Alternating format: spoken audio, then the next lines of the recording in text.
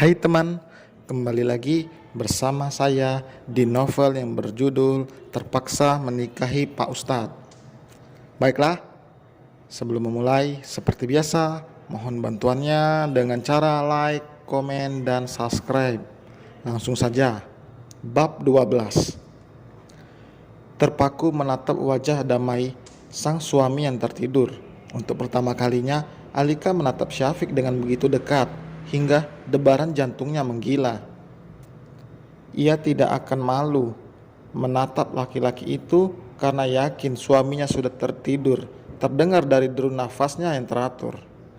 Ia lebih mendekati tubuhnya dan melingkarkan tangan di punggung Syafiq.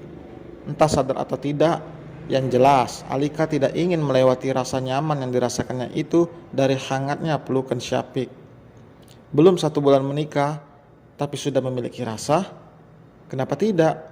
Allah sang pemilik hati yang bisa merubah perasaan seseorang dengan begitu mudahnya, lebih mudah dari membalikkan telapak tangan. Mas selalu meminta pada Allah agar hati kamu dilembutkan, batin Syafiq. Ia belum benar-benar tertidur, hanya memejamkan mata karena memang belum merasa kantuk. Ia hanya tidak ingin istrinya merasa canggung. Syafiq menginginkan waktu jangan cepat berlalu karena ia masih ingin dengan leluasa memeluk Alika. Karena mungkin saat berada di rumah, gadis itu malah menyiksanya. Di balik sakitnya, gadis itu ternyata ada kejadian yang membuat hati keduanya menghangat, tidak hanya tubuh saja. Pukul 3 dini hari, Syafiq sudah terjaga. Ia menatap Alika yang tertidur dengan nyenyak. Rasa dingin menusuk tulang yang dirasakan gadis itu seolah-olah langsung hilang saat tangan kekar Syafiq memeluknya. Kecupan hangat mendarat di kening Alika sebelum Syafiq beranjak untuk mengambil air wudhu dan melanjutkan sholat tahajud berjamaah bersama dengan yang lainnya. Kondisi Mbak Alika gimana Pak Ustadz? Tanya Nisa. Alhamdulillah udah lebih baik, jawab Syafiq. Alhamdulillah semuanya sudah siap dan mengambil air wudhu, jelas Nisa. Ya, tunggu sebentar, balasnya, lalu berjalan ke arah tempat mata air dan mengambil air wudhu. Saat air itu menyapu telapak tangan, rasanya sama seperti dengan air es. Hawa dingin juga masih begitu terasa, hanya saja tidak sedingin tadi malam. Saat subuh udara terasa begitu segar, berbeda dengan udara di ibu kota yang sudah tercemar oleh polusi. Mereka melakukan aktivitas seperti biasa yang dilakukan di pondok. Selesai sholat tahajud, dilanjutkan dengan tadarus sampai waktunya sholat subuh.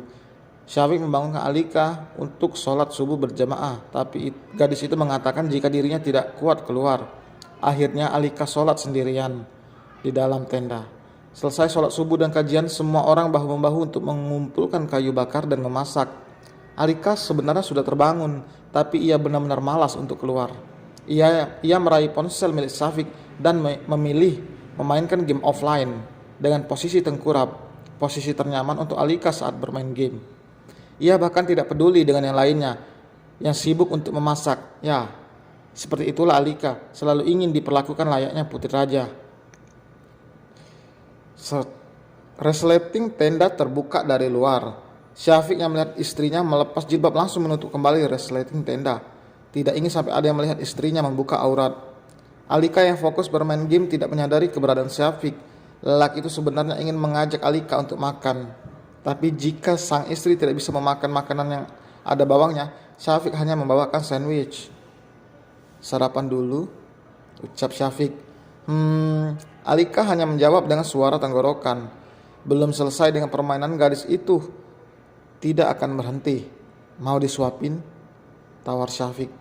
Aku bisa sendiri, tolaknya sambil mencebik. Ya udah, di luar ada sunrise loh. Kamu mau foto nggak? Sayang lo udah jauh-jauh kesini dengan perjuangan tapi nggak sekalian difoto. Penuh perjuangan? Lebay banget, emangnya perang? Cibir Alika. Gadis itu tidak tahu bagaimana rasanya Syafiq berjuang mendaki gunung dengan membawa beban yang berat, 2 tas dan juga tubuh Alika yang tentu saja jauh dari kata ringan. Syafiq duduk di sebelah gadis itu yang masih di posisi nyamannya, menunggu hingga Alika selesai dan akan mengajaknya keluar. Yang lain juga sedang menikmati waktu santai, ditemani kicauan burung, bukan bisingnya kendaraan seperti di kota. Ketenangan yang dirasakan begitu nyata. Masya Allah, dilihat lama-lama kamu cantik ya, goda Syafiq. Kemana aja, baru sadar kalau istrinya cantik. Alika tertegun sendiri mendengar kata yang keluar dari mulutnya tanpa disadari. Ia mengakui dirinya sendiri sebagai istri Syafiq. Semakin dipandang semakin cantik, sahutnya membuat wajah Alika merona. Ia tidak pernah merasa berbunga seperti ini saat dipuji cantik oleh Syafiq dan laki tentunya. Laki-laki semua sama, di depan pasangan bilang kalau pasangannya lebih cantik, tapi di belakang pasti lirik sana lirik sini, celetuk Alika. Insya Allah, enggak, di mata mas kamu adalah bidadari, perempuan paling cantik yang kedua, tutur Syafiq. Alika langsung mengalihkan pandangannya dan duduk menghadap Syafiq dengan alis berkerut. Kenapa yang kedua? Tanya Alika tanpa tidak suka. Karena yang pertama, Umi, bisik Syafiq tepat di telinga Alika. Alika merutuki dirinya sendiri karena tidak menyaring apa yang akan dikatakan. Dari kata-katanya, ia merasa seperti seorang istri yang cemburu. Gadis itu menyesal dengan kata-kata yang keluar dari mulutnya. Lebih dari itu ia malu karena Syafiq akan sering menggodanya nanti. Dengan cepat Alika mengambil sandwich dan memakannya tanpa melihat pada Syafiq. Tidak ingin Alika merasa risih, lelaki itu melanjutkan permainan Alika yang tadi dijeda.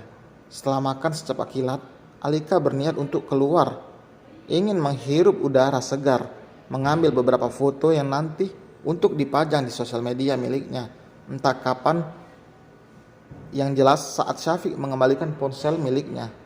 Syafiq mencekal tangan sang istri. Pakai dulu jilbabnya bidadariku, tegurnya dengan lembut. Pakai dulu jilbabnya bidadariku. Bukannya menjawab, Alika malah mencibir dengan mengulang perkataan Syafiq dengan bibir yang mengerucut. Masya Allah, kalau begini kan lebih cantik, puji Syafiq. Aku diapa-apain juga cantik kali. Apalagi kalau pakai baju seksi, sahut Alika. Lalu keluar begitu saja dari tenda, meninggalkan Syafiq yang tersenyum sambil menggelengkan kepalanya karena tingkah sang istri.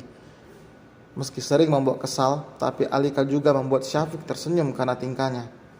Alika terlihat merentangkan tangannya sambil menghirup dalam-dalam udara yang terasa begitu segar. Baru pertama kali merasakan udara sesegar ini. Karena di kota tentunya tidak akan mendapatkannya.